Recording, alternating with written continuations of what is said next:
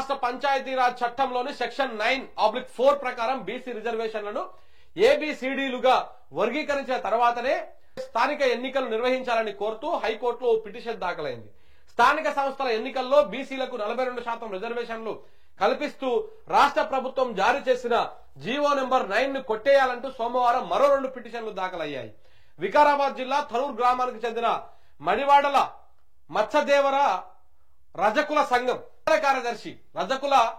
ప్రధాన కార్యదర్శి ఎన్ లక్ష్మయ్య, హైదరాబాద్ బాగ్లింగంపల్లికి చెందినటువంటి న్యాయవాది సి శాంతప్ప వేర్వేరుగా పిటిషన్లు దాఖలు చేశారు. ఇదే అంశంపై మేడ్చల్లి మల్కాజ్గిరి జిల్లా మూడుచింతలపల్లి మండలం కేశవాపూర్ గ్రామానికి చెందినటువంటి బుట్టెంగారి మాధవరెడ్డితో పాటు మరొకరు ఇటీవల పిటిషన్ దాఖలు చేసిన సంగతి తెలిసింది.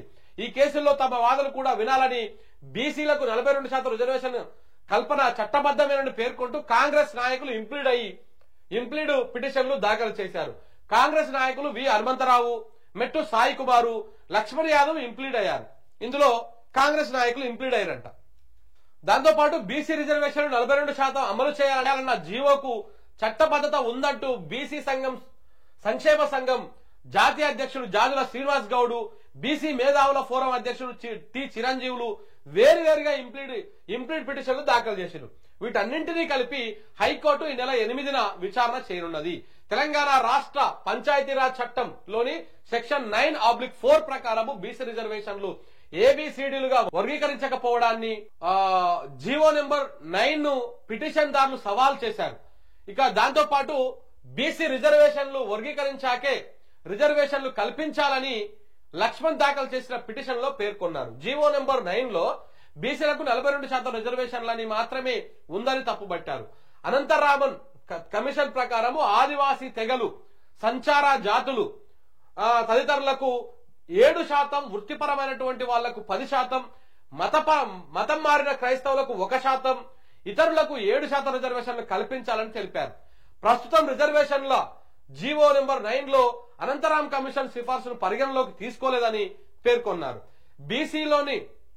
బీసీల్లో కొన్ని వర్గాల వాళ్ళకే ప్రయోజనం చేకూరేలా ప్రభుత్వం జారీ చేసిన జీవో ఉన్నదని తెలిపారు. బీసీల్లో 4 వర్గాల రిజర్వేషన్ల ఫలితాలు కాజేస్తున్నాయని, ప్రధానంగా మున్నూరు కాపు, ముదిరాజు, యాదవ, గౌడ, ఇది మాత్రం వాస్తవమే. బీసీ రిజర్వేషన్ అనగానే మున్నూరు కాపు ఆయన పోతాడు ఆడికి, బీసీ రిజర్వేషన్ అనగానే ముదిరాజు ఆయన పోతాడు, బీసీ రిజర్వేషన్ అనగానే యాదవులు పోతారు, బీసీ రిజర్వేషన్ అనగానే గౌడ్లు పోతారు. ఈ 4 కులాలైనా, నేను కూడా ఒక గౌడ బిడ్డనే.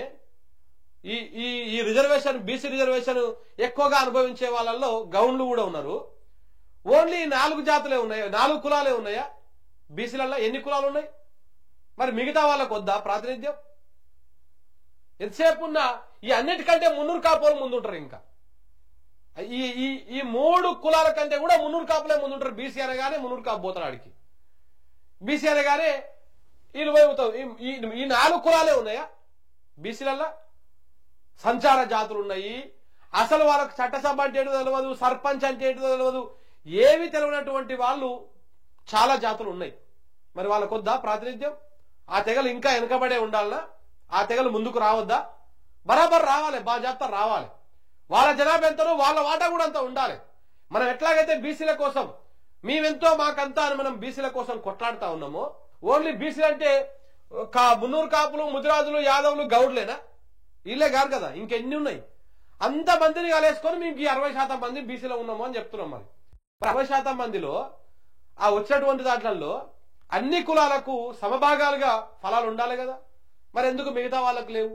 సంచార జాతులకు గాని, రజకులకు గాని మిగతా వాళ్ళకి ఎందుకు లేవు? వాళ్ళకి ఉండాలి, బాజాప్తా ఉండాల్సిందే. కాకపోతే ఈ బీసీల పేరు చెప్పేసి ప్రధానంగా ఈ 4 కులాలు మింగేస్తా ఉంటారు. రిజర్వేషన్లు గాని, ఫలాలు గాని, పదవులు గాని అన్ని. ఇప్పుడు మీరు ఉన్నటువంటి బీసీలలో కూడా బీసీ ఎమ్మెల్యేలు తీసి పక్కన పెట్టండి. అందులో మెజారిటీగా ఉండేది మున్నూరు కాపు, తర్వాత యాదవులు, తర్వాత ముదిరాజు, తర్వాత గౌడ్లు. వీళ్ళే ఈ 4 కులాలే ఉంటాయి మొత్తం మెజారిటీగా. బీసీ అంటే ఈ 4, ఇంకెవ్వరు లేరన్నమాట. దాంట్లో కూడా మున్నూరు కాపులే ఎక్కువ ఉంటారు. మన జనాభా పరంగా చూసుకుంటే మున్నూరు కాపులు అంతా ఏమి ఉండరు. మొత్తం బీసీ జనాభాలో కౌంట్ చేసుకుంటే మున్నూరు కాపులు అంత స్థాయిలో ఏముండరు. జనాభా పరంగా చూసుకుంటే ముదిరాజులు ఎక్కువ ఉంటారు, యాదవులు ఎక్కువ ఉంటారు, గౌడ్స్ ఎక్కువ ఉంటారు. ఇది క్యాస్ట్ పరంగా. ఇంకా ఎక్కువ ఉన్నటువంటి వాళ్ళు పద్మశాలీలు కూడా ఉంటారు. కానీ వాళ్ళకి మాత్రం ప్రాతినిధ్యం ఉండదు చట్టసభల్లో. పద్మశాలీల జనాభా కూడా చాలా పెద్దనే ఉంటది, ఎక్కువనే ఉంటది. కానీ వాళ్ళకి మాత్రం ఎక్కడ కూడా పూర్తి స్థాయిలో వాళ్ళకు అది ఇయ్యదు. ఇక చారీలు కూడా ఆడో కొంతమంది చట్టసభల్లో ఉన్నారు. కానీ మిగతా వాళ్ళు మాత్రం ఎవరు కూడా లేరు. మరి వాళ్ళకి రావాలి కదా. వాళ్ళకు ఇప్పుడు బట్టలు నేసే నేతన్న చట్టసభకు రావాలి, అవే బట్టలు ఉతికేటువంటి మన వీళ్ళు రజకులు కూడా రావాలి, మన నాయి బ్రాహ్మణులు కూడా చట్టసభలకు రావాలి. వీళ్ళందరూ రావాలి కదా. మరి రావద్దా? వాళ్ళు ఎంతసేపు ఉన్న వాళ్ళు అదే చేతి పనులు చేసుకొని బతకాలి. మిగతా వాళ్ళ బీసీల పేరు చెప్పేసి మిగతా ఈ 4-5 కులాలు మాత్రమే వాళ్ళ ఫలాలు అనుభవించాలి. ఇది కరెక్ట్ కాదు. సో కాబట్టి కులాలు మాత్రమే స్థానిక సంస్థల ఎన్నికల్లో రాజకీయ అధికారాన్ని పొందుతున్నాయని వివరించారు. ఇతర బీసీ వర్గాల వారు పేదలుగానే మిగిలిపోతున్నారని ఆవేదన వ్యక్తం చేశారు. బీసీల్లో అందరికీ న్యాయం జరగాలంటే చట్ట ప్రకారం బీసీ రిజర్వేషన్లు ఏబిసిడీలుగా వర్గీకరించాలని చెప్పేసి కోరారు. ఆ తర్వాతనే స్థానిక సంస్థల పదవులకు ఎన్నికలు నిర్వహించేలా ఉత్తర్వులు జారీ చేయాలని విజ్ఞప్తి చేశారు. అప్పటి వరకు జీవో 9ను నిలిపివేస్తూ మధ్యంతర ఉత్తర్వులు జారీ చేయాలని కూడా కోరారు. సో బీసీ రిజర్వేషన్లు సమర్థిస్తూ దాఖలైన ఇంప్లీడ్ పిటిషన్ లో సుప్రీంకోర్టు తీర్పు విద్యా ఉద్యోగ రంగాల్లో రిజర్వేషన్లు 50% మించరాదు అని ఉన్నదని గుర్తు చేశారు. ఈడబ్ల్యూఎస్ రిజర్వేషన్లతో 50% పరిమితం దాటిపోయిందని సుప్రీంకోర్టు మార్గదర్శకాల మేరకే జీవో నెంబర్ 9 జారీ చేసిరని తెలిపారు.